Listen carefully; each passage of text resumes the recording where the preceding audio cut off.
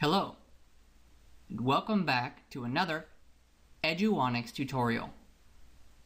In this section, we're going over effects and techniques in Photoshop. And in this video, we'll be going over how to combine different images together. One of the greatest things about Photoshop is that you can use it to take two completely different images, possibly taken at different times and places, and smack them together into one. There's really no limitations to what you can combine together, other than your own creativity and skills in Photoshop. I can't help you when it comes to creativity. You have to find that within yourself. But I can help you with the skills and steps you need to take to successfully bring your vision to life. Here I have an image of a snowboarder flying off of a snowy slope in midair. And if I go to the top of my Document tab and go to the right, I have another tab with another image. Here I have an image of an urban-style dancer who's also flying in midair. In my imagination, I would like to replace the snowboarder with the dancer. But there's a few different obstacles standing in my way. First, I'm going to switch back to my snowboard image. Then I want to view these documents side by side.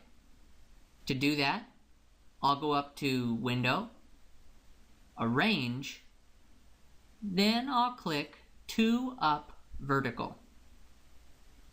So as I said, I have a few different obstacles. Number one, these images are in fact two completely separate documents. So I would have to cut her out and paste her onto the other document.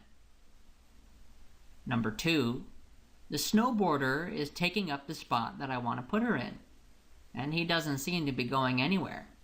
So I'll have to remove him without removing the background around him. And number three, the color tones of each image are completely different. So even if I did somehow manage to get her on there, she wouldn't look realistic up against the rest of the image. Let's see what I can do about all that.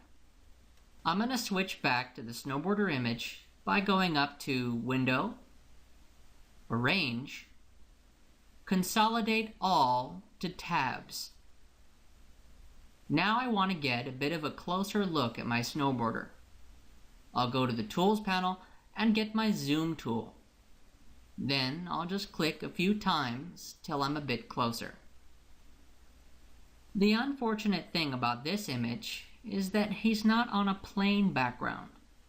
If he was, it would make it very easy to remove him. But instead, the snow is all around him, so I can't remove him without removing the snow as well. Instead of removing him, I'm going to try painting over him.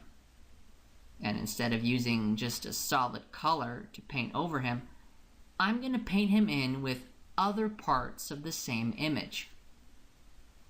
But before I make any changes, I'll just duplicate my layer by clicking it and dragging it down to the new layer icon.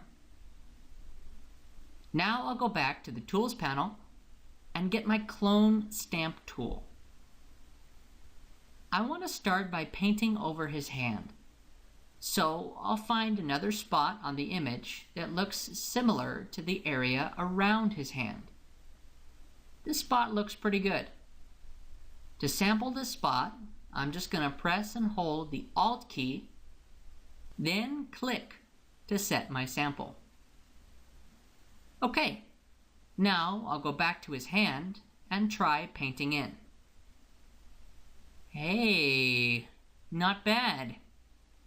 I think I want to add some snow to this empty area under his body. I'll find another spot that might blend in well. And I'll press and hold the Alt key and then click to set my sample. Then I'll go back to the empty spot and try painting in some snow. Hey, not bad at all.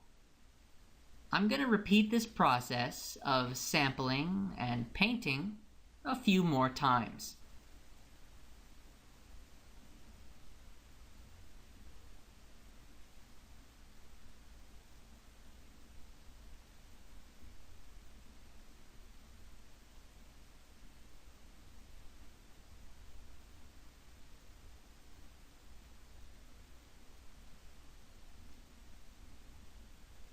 This is looking pretty good. With every sample and subsequent painting, I'm getting closer and closer to my goal of completely removing him from the image. I'm going to continue on with this process, trying to go in short, controlled strokes. Because if I paint too much from one sample, it won't look natural in my final result. Instead, it will look like a bunch of repeated areas, and it won't look good at all.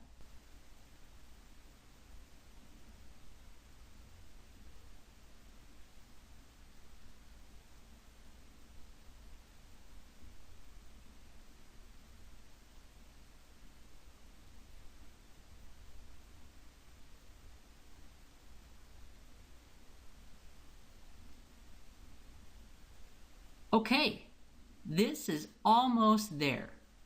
I'm just going to do a little touching up here and there to make everything look a little bit smoother.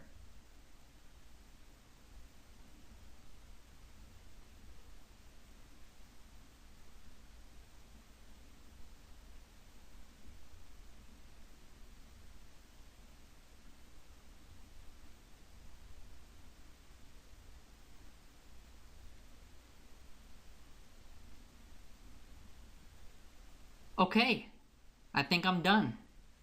I'll just go back to the Tools panel and grab my Zoom tool so I can zoom out. Very nice. Let's take a look at my before and after. I'll just hide this layer in the Layers panel. There's before, and there's after. Great!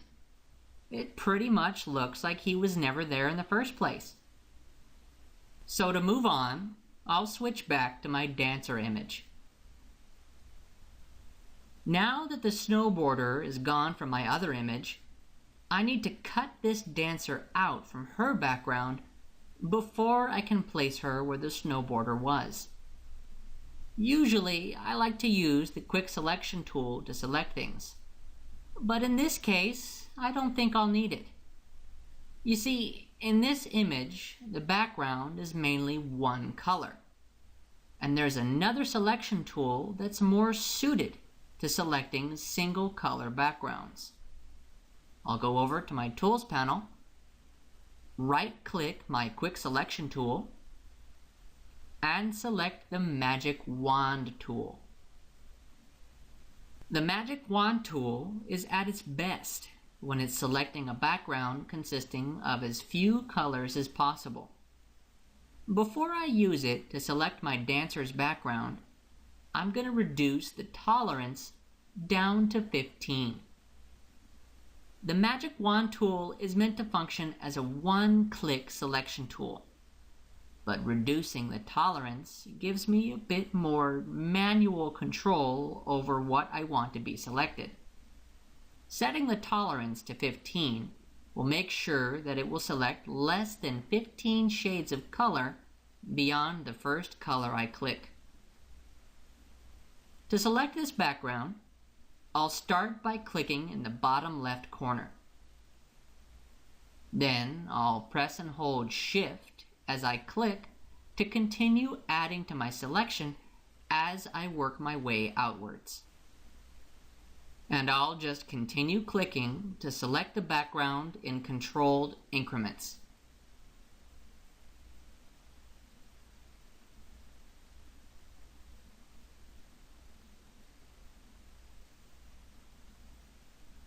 Okay, so now I have the entire background selected.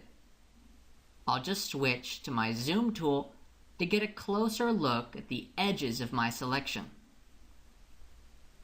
Ah, just as I suspected.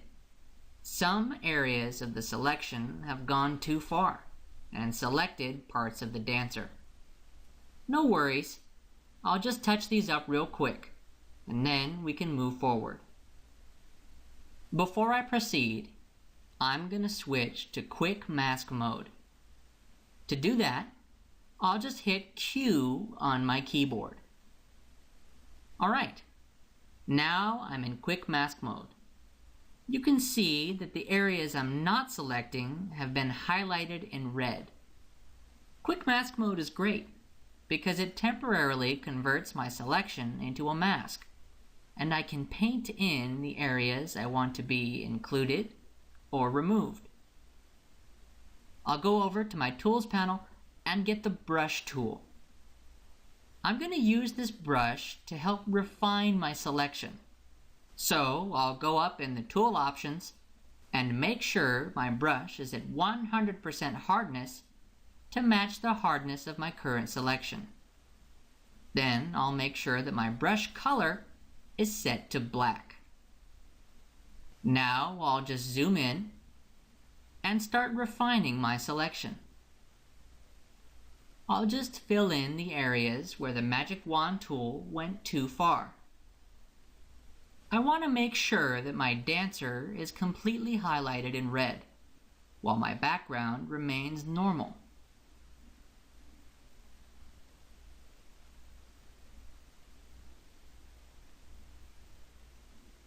I'm going to continue to brush around my image, just making minor adjustments and touch-up.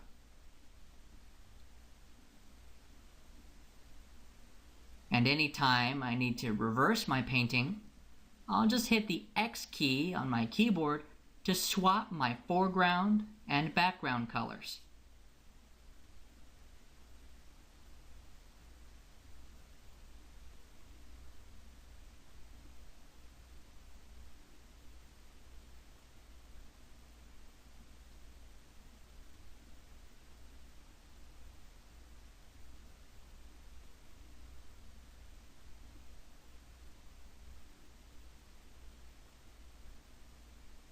Okay, that looks pretty good. I'll go ahead and zoom out. Then I'll hit Q on my keyboard to exit Quick Mask Mode. Alright, my selection is done. But before I try moving the dancer to the snowboard image, I need to apply my selection as a layer mask. To do that, I'll first invert the selection by hitting Ctrl-Shift-I on my keyboard. Then I'll just go down to the bottom of the Layers panel and click the Layer Mask button. This converted my selection into an editable layer mask and converted my locked background layer into an unlocked layer with my layer mask. To bring this over to my snowboarder image, I'll go over to the Tools panel and grab my Move tool. Then I'll just click and drag this layer up to my Snowboarder tab. Then I'll just drop it in the middle of the canvas. Okay, now my dancer is on my snowboarder image. It's looking good so far, but she's just a little too big. I'll hit Ctrl-T to enter Free Transform. Now I'll size her down to a size comparable to the snowboarder, probably around 50% of her original size. Then I'll hit the check mark to commit the transform. This is looking good, but I think it might work better if she was facing the other direction. I'll go up to Edit, Transform, Flip Horizontal. Ah, that's better. I'll just use my Move tool to position her in the best spot according to the lighting of the image. There. Perfect. Since I'm done with the mask on my dancer, I'm going to apply it to its layer. I'll just go over to the Layers panel, right-click my layer mask, and click Apply Layer Mask. This image is almost done. There's just one more thing I need to do. You see, she's on the image, but she kind of sticks out like a sore thumb. I need to match the color tone of my dancer layer with the color tone of my background. With her layer still selected, I'll go up to Image, Adjustments, Match Color. Now I'm in the Match Color dialog box. From here, I can sample any other layer in my document as a color guide for my current layer. All I have to do is go down to Source and choose the layer that I want to be changed.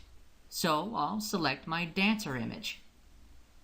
Now I'll go down to Layer and switch it to the image that I want to draw colors from.